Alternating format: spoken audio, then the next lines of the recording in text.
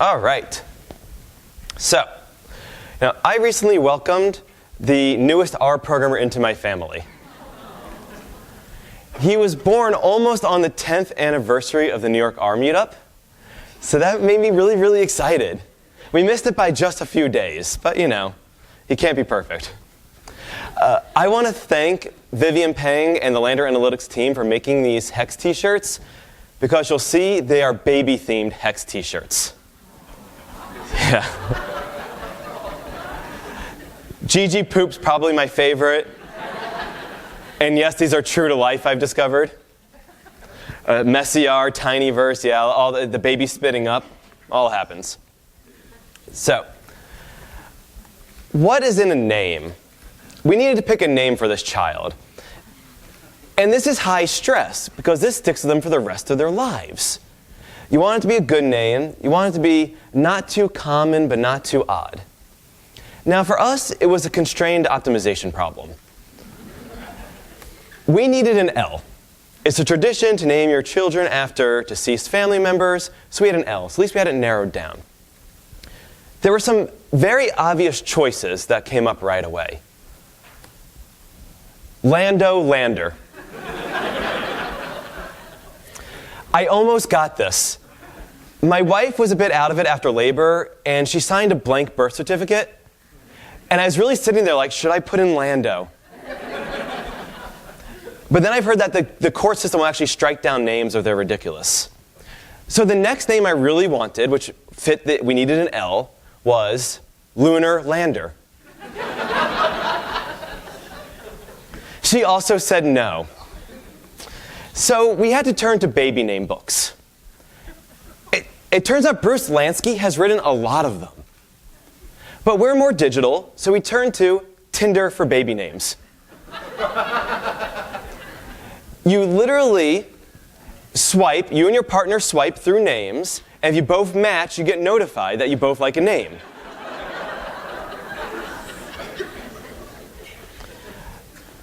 But then it dawned on me, how can I not use R?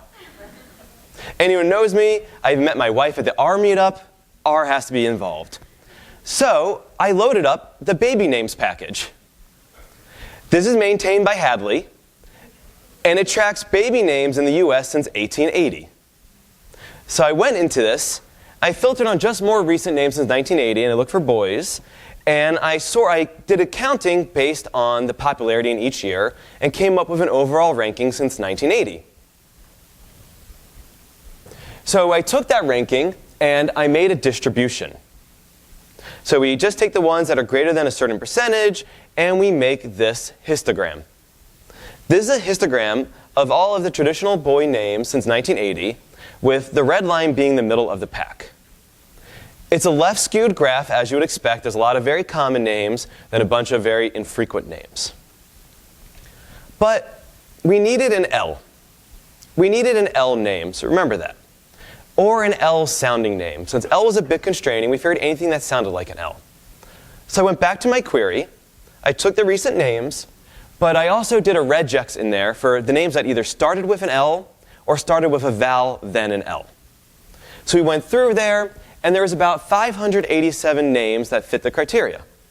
So we worked our way through those 587 names, and we narrowed it down to two that we liked, Elliot and Lev. So I wanted to see how these stacked up with the rest of the population, so I made a histogram of just the L names and see where they landed. And predictably, Elliot is the 32nd most common name in red, and Lev is the 175th most common in blue. And while they're both good names for us, I very quickly ruined Elliot. My wife couldn't handle a lifetime of this. I was going to do it every day of his life. So, Lev won out. It means heart, and when we were in the hospital, it kept sounding like love, so my wife really liked it. So we went with Lev.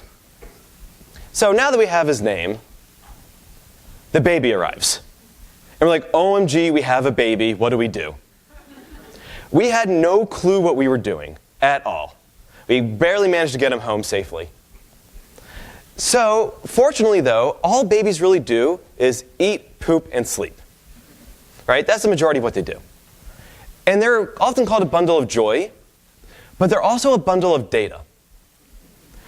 We have this app called Hatch Baby, which lets you record all their activities, being sleeping, diapers, and eating. And you can talk to Alexa to add items. So you're collecting all this data, and then you can export it to a CSV. Now you can see the CSV, it has all the pertinent information, but it's a little messy. They delineate sections with these 3 equal signs, begin feeding, end feeding. It's a little messy. And I was trying to figure out why it was messy. Why would they delineate the sections? Every single column is the same in the whole data set. Why are they making these sections? And I thought, because Excel. So we're going to read that into R.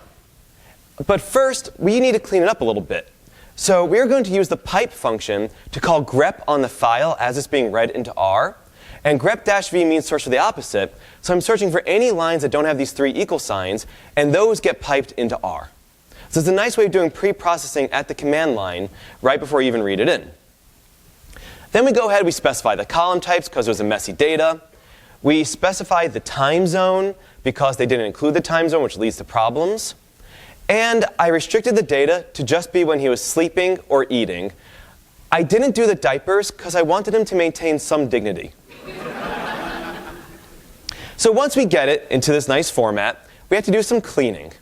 We had to say what was going on, clean it up. We had to fix more time zones, restrict the data to certain time periods. We had to deal with a time zone issue right here, convert the duration. The durations they used weren't necessarily great, so we converted to durations based on some math.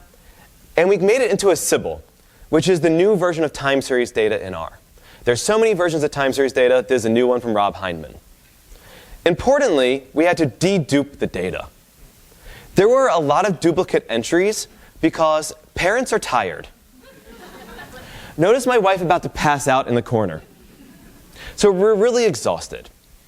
But now that the data is clean, we want to see what was he doing. I want to figure out when was he sleeping, when was he not sleeping. So we took the data and calculated for every minute of his life, was he awake or was he asleep? You get it all ready, and we also converted the time into a factor, and there was about 300,000 minutes of his life. You take this data set, which takes a little bit of manipulation, you pipe it into a ggplot, and we use geom-tile to make a heat map, and then you get this type of plot inspired by a quilt I saw on the internet, like this. The beige is when he was awake, the blue is when he was sleeping. And you can see he was very erratic at the beginning, then he eventually stabilized and let us sleep through the night because we were so very lucky. But you notice there's a little blip right here. There's a little blip where he started getting a little weird. I was away at a conference in India and Singapore, and he got sick and kept waking up my wife, and I had a very untactful response. He missed me. That's why he kept waking up. Yeah. And of course, he ended up getting sick a few more times, getting us all sick too. So then I said, you know what? Babies also eat a lot. So I redid the code. I had to make it a little bit wider to make it just the table a little bit different for different plotting. I went ahead and plotted his eating on top of the sleeping in green. And you can see right here. All those green dots are when he was eating. And you can see he ate a lot when he was really young. As he got a little older, he started eating a little more consistently, a little more quickly. So things got a little bit better. So then I thought, well, you know, let's fit some models on his sleeping and eating. So I go back to the data, start manipulating it again. And for every day of his life, I calculated how many minutes he spent sleeping and eating, the number of times he slept and ate, and the average amount of time he spent sleeping and eating for every single day. So we take that, and I also calculated his monthly milestones, every time he gained a month in life to add to the plot.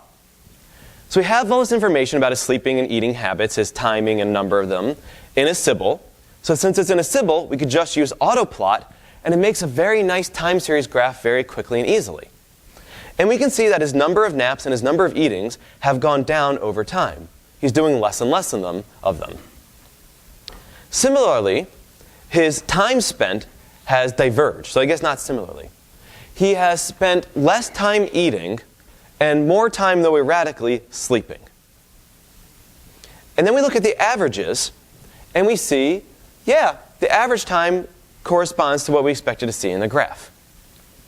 So now to fit a proper model, we create a training and test set using filter index, which is from the Sybil package, and allows you to take all Sybils are indexed on a variable, so it knows which variable to use. The dot means from the beginning of the data, tilde, till all of September 2019. I didn't specify a day, I said a month.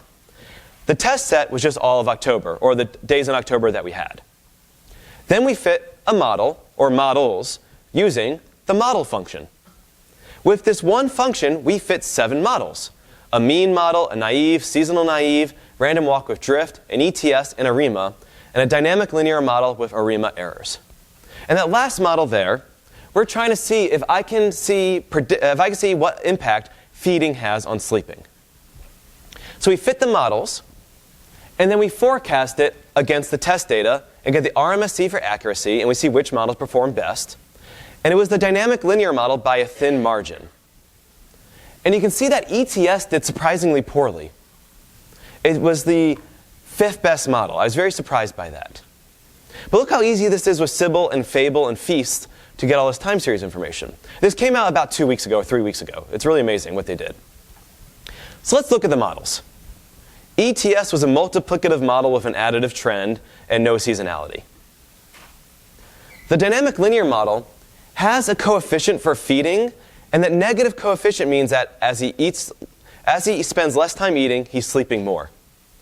But there's a very wide confidence interval, so maybe it's not worth the trouble. Maybe we just go to a straight ARIMA 111 model. And this does almost as good of a job modeling his patterns. And with Feast and Sybil and Fable, we can plot the forecast against the true test data and see what's happening. And it's actually, it captures it fairly well. It gives you a nice confidence interval. It works. But now that we've seen that, let's detect change points, also known as regime changes. And yes, he was the regime change in our lives. So we need to prep the data to do this. We need to use pivot longer, which replaced gather in tidyr, to make it into a long data set. To do our regime changes, we are going to use Prophet. But we're not going to call Prophet directly. We are going to use a package called fable.prophet to call Prophet in the Fable framework. This way you don't need to know how to use Prophet, which requires a y variable and a ds variable. This handles it all for you. We will then go ahead and and the growth function says, hey, look for change periods in these predetermined change points. See if there was a regime change there. We also got out the forecast from this, and we found out which change points it detected were significant. We then go ahead and get the fitted values from the training data, and we get the change points. And there's a lot of pure code. I filed an issue on GitHub to have them integrate this into the functions. Within the next day, they had made the changes. But I had already written my slide, so I stuck with it. So we plot these change points for each of the variables here, and we can see there are quite a few regime changes in his patterns, mostly falling on his monthly milestones, which you kind of expect. That's what all the baby books tell you. Every month he'll have a change. What I really noticed is that the first milestone for the feedings, those changes in how he was eating actually corresponded very nicely to his first pizza.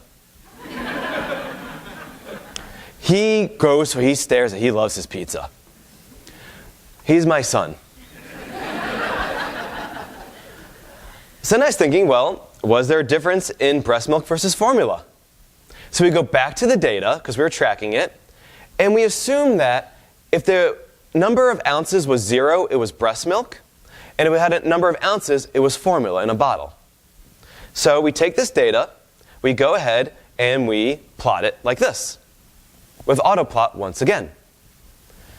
And we see it's a little bit noisy, and I prefer a bit of a smoothed out time series. So I'm going to fit an ARIMA model and plot the fitted values from the ARIMA model, so it's a little smoothed out. I could have used exponentially weighted moving average, but ARIMA model worked very nicely. And you can see right when my wife went back to work, we started changing patterns here, and eventually bottle feeding became the dominant source. So after we looked at all the types of feeding, I was like, how long is he napping? And I'm not talking about sleeping overnight. We already looked at that. His naps during the day. So we go back to the original data. we find when he started napping after 7 a.m. before 6 p.m., we numbered them and just looked at the first 3.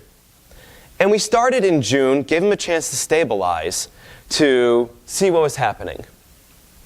And then we go ahead, since again this is a Sybil, we plot it. And aside from a little blip in August where the data went a little haywire because I was in other time zones, we see it does look like he is sleeping more in his first nap. Then I'm like, let's see this a little more smoothed out over time. I calculated the average for each of the naps for each month. So we just do a index by, which is sort of like group by, but a time series equivalent. And we plot it over time for each month. And we really do see a trend here that in the first nap of the day, he is sleeping longer and longer. And the second and third naps, he's sleeping less and less. And sometimes he doesn't even take our third naps, which is really, really awesome. No. Then I'm like, let's just look at this entirely over time and see how he's going. Just roll it all up. And when we make box plots, there's a lot of variance, and we put GG swarm over it to get a sense of the distribution. He is sleeping mostly in his first nap, right when his parents don't need a nap also. So thanks for the contribution. And you can see that his second and third naps were also shorter than the first one. So we got a lot out of him. So what do we learn from him? What are our key takeaways? First, he really likes our t-shirts. And yes, I got him a DCR hoodie from this conference. But his patterns are changing each month. Actually, no, I'm sorry, wrong one. Naming things is hard. Much like off by 1 errors, you got to be careful naming him. His patterns are changing with each month, just as the baby books said they would. So people have been raising babies for thousands of years. They notice some patterns. His sleeping has gotten better over time, which has been amazing for the parents. It's really helped us out a lot. And his eating barely predicts his sleep. We thought we would really see something about his sleeping patterns and eating patterns going together. It's a very small marginal effect. And he naps most in the mornings, which again is not awesome for the parents. And of course, he really loves pizza, as evidenced by this. So thank you very much.